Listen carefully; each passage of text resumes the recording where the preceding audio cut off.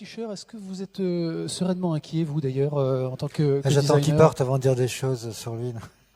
Vous allez attendre que Nicolas s'en aille pour prendre la parole? Il m'a fait un peu peur. Non, pardon, excusez-moi. Du coup, votre question. Vous êtes un designer sereinement inquiet? C'est comme ça qu'on travaille bien? Non, mais je pense que Nicolas a un peu évoqué la question de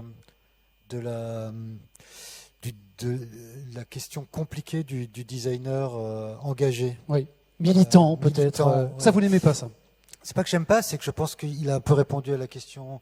Enfin, en tout cas, il a un peu évoqué la question. Je pense que c'est beaucoup de responsabilité à mettre sur un métier. Je pense qu'on peut être engagé en tant que citoyen, en tant que terrien, et je pense que tout le monde, dans n'importe quel métier aujourd'hui, surtout vu le contexte, je dirais, planétaire, peut être engagé à son niveau dans quel que soit dans l'endroit où il se trouve et quel que soit le métier qu'il fait. Le designer n'a pas plus, je dirais, ni de responsabilité, ni surtout de pouvoir que d'autres. Après, on a le pouvoir de l'imagination. Ça, je pense que c'est un pouvoir génial. D'autres ont les leurs, mais je pense que notre métier, si je fais ce métier, c'est en tout cas par amour de l'imagination. L'imagination peut imaginer le pire, mais peut aussi imaginer le meilleur. Et entre le gap de la guerre et la Suisse, il y a plein d'imaginations qui peuvent être, je dirais, sereines ou plus inquiétantes. On m'a demandé d'amener aussi, donc, alors j'ai triché parce qu'il y a déjà 3 images en une. Oui, bah oui, c'est ça le design aussi. Ouais, voilà, c'était une bonne idée. Mais je voulais pas parler de mon travail. Je pense qu'on peut en parler si vous voulez par la suite si on a du temps, mais je pense que c'est un sujet tellement complexe qu'il se définit certainement pas en une image ni en un projet.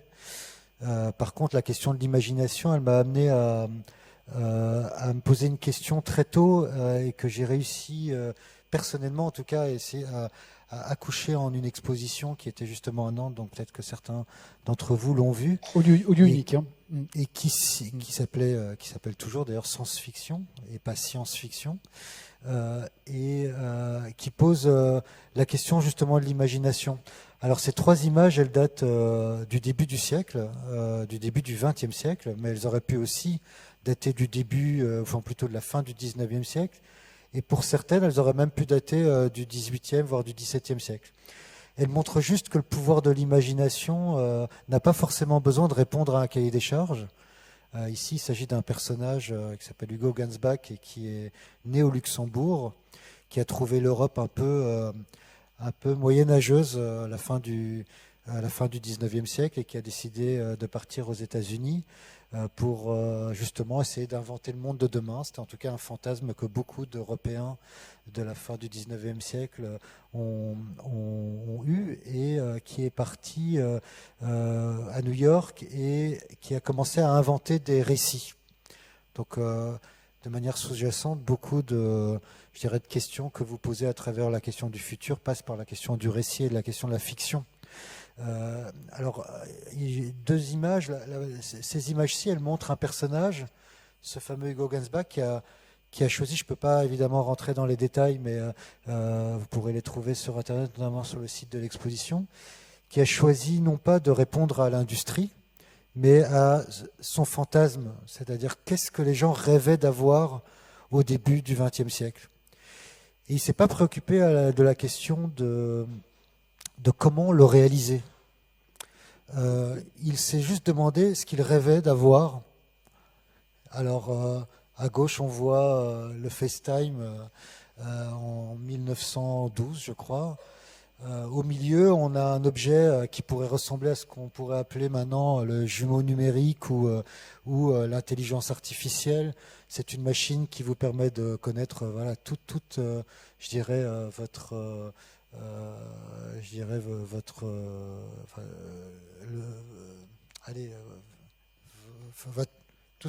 État d'esprit, émotion. Non, c'est un scan de votre corps humain, de votre métabolisme. Voilà, pardon, je trouvais pas le mot. De votre métabolisme complet. C'est aujourd'hui ce que peut faire une montre, hein, mais peut-être pas aussi bien que cette machine, mais on y arrive petit à petit. Et le troisième, qui est encore plus incroyable, qui date de 1912, je crois, c'est une couverture de livre, hein, qu'il réalisait, qu'il éditait. Il est devenu éditeur. C'était un designer frustré, hein, le mot n'existait pas encore à l'époque, mais il s'est rendu compte que finalement il avait beaucoup d'idées, mais qu'il n'avait pas de clients. Donc il s'est dit, je vais créer des histoires plutôt. Et ces histoires se vendaient comme des petits pains, hein, à travers des revues qu'il éditait chaque semaine. Le troisième, c'est des militaires, ça aurait plu à Nicolas, mais qui finalement auditionne pas un être humain, mais un arbre. Et donc vous voyez le titre à chaque fois est très révélateur, parce qu'il décide un titre qui dit juste que les arbres, à présent, peuvent parler. Et donc on voit qu'ils électrifient un arbre, et avec un pavillon, ils communiquent avec lui. Ça, aujourd'hui, c'est exactement ce qu'on est en train de faire, ce que les scientifiques font dans les années 2020-2030. C'est ce qu'on appelle l'intelligence du vivant, et c'est de comprendre, grâce aux plantes, comment survivre sur notre planète, parce que, in fine, les plantes qui ne bougent pas et qui ne parlent pas survivent à des centaines de millions d'années, là où nous, en 3 décennies, on arrive à quasiment nous auto-exterminer. Donc il y a beaucoup de choses à apprendre d'une espèce qui réussit bien plus que nous et bien mieux que nous à survivre sur la planète. Alors ces 3 exemples parmi des centaines qui veulent juste dire que parfois l'imagination, la créativité et les usages peuvent dépasser la contrainte du cahier des charges ou de la technologie qui n'existe pas encore. Et un jour, peut-être que cette technologie, ou peut-être plus rapidement d'ailleurs, émergera parce que l'imagination l'a poussée vers ses retranchements. Ce qui m'amène à la deuxième page,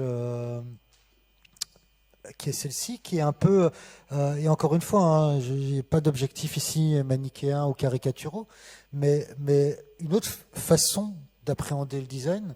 Ici, on est en 1940, alors 39 pour être très honnête et très exact, mais à chaque fois, il faut remettre aussi dans le contexte géopolitique qui est intéressant.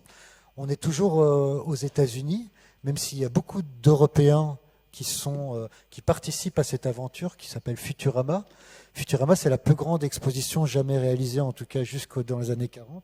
Mais jusqu'à présent, quasi, parce qu'elle a accueilli des millions de visiteurs qui permettaient de venir visiter, découvrir le monde de demain.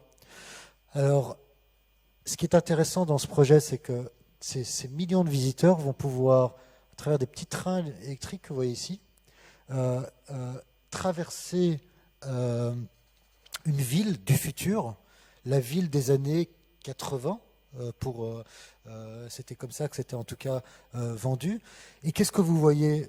Vous voyez la ville d'aujourd'hui en fait, hein, mais c'était pas la ville de l'époque.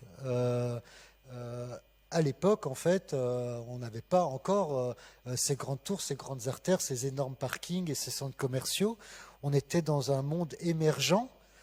Et ce qui est intéressant, en fait, c'est que à cette époque-là, il y avait des grands combats. Nicolas a beaucoup parlé de guerre, mais il ne faut pas oublier les guerres économiques. Le designer, il est beaucoup plus aujourd'hui, je dirais, en prise et au contact des guerres économiques et des guerres industrielles. Celle-ci, elle est extraordinairement intéressante à l'aune d'aujourd'hui, puisque c'était l'époque de la grande guerre des imaginaires entre la vie collective et étrangement déjà à l'époque associée plutôt à l'électricité, puisque à cette époque-là, aux États-Unis, la majorité des usagers voyageaient en train et en tramway, et la guerre en face de la voiture individuelle, l'imaginaire de la famille, de la voiture individuelle et du petit confort personnel qui évidemment était incarné par les voitures à essence et individuelles qui, vous le savez bien, ont gagné finalement sur la guerre, sur les imaginaires de l'électricité et du commun qui ont petit à petit disparu aux États-Unis. ces imaginaires-là, ils ont été financés par l'industrie automobile et par l'industrie du pétrole.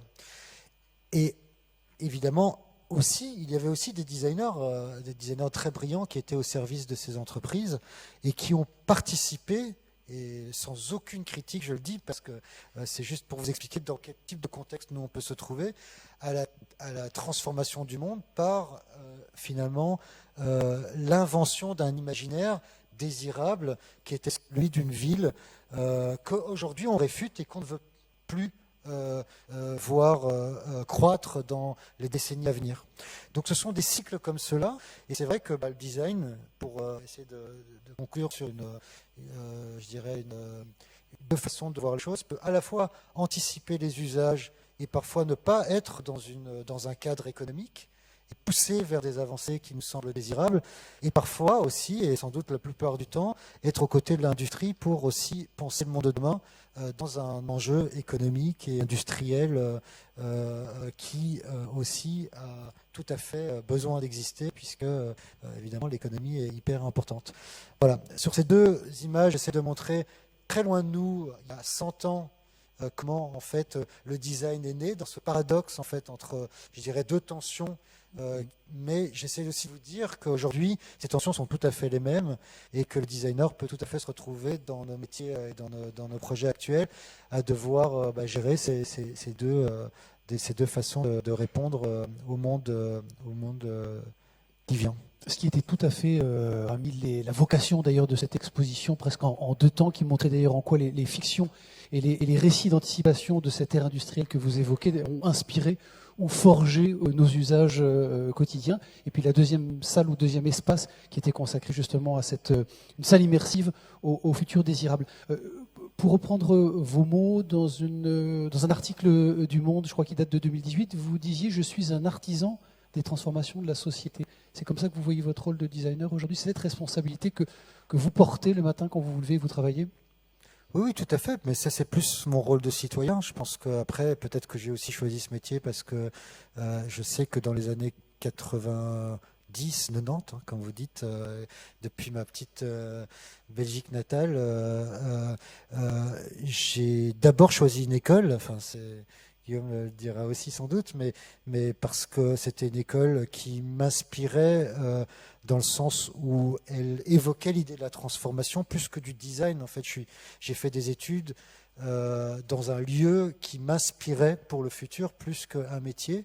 Là où, par exemple, l'architecture, qui était plus naturelle, venant de Belgique, il y a des très bonnes écoles d'architecture, m'inspirait pas parce que j'étais sans doute à cette époque-là déjà peut-être un peu dégoûté, j'ai pas d'autre mot, de la ville dans laquelle je vivais, qui a été extrêmement anéantie, pas par les architectes eux-mêmes, mais par un système qui, dans la fin des années 90 et début 2000, incarnait quand même déjà un échec de société, un échec d'urbanisme, un échec d'inclusion. Et je me suis peut-être intuitivement dit que la question, elle était plus à l'échelle humaine et qu'elle devait se résoudre peut-être par une notion plus, je dirais, proche des gens et des usages, et donc pas à l'échelle forcément urbaine et architecturale, mais plus à l'échelle, je dirais, du quotidien et à l'échelle qu'on appelle l'échelle humaine. Voilà, de cette dimension de ces villes que vous évoquez, notamment de l'évolution de Bruxelles.